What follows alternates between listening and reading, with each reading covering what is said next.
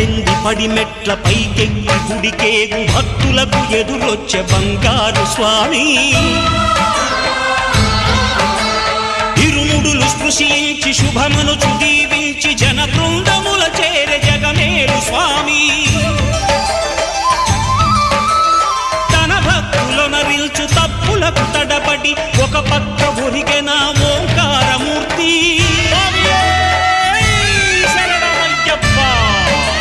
స్వాములందరూ తనకు సాయము కాగా ధీమంతుడై లేచే ఆ కన్య స్వామి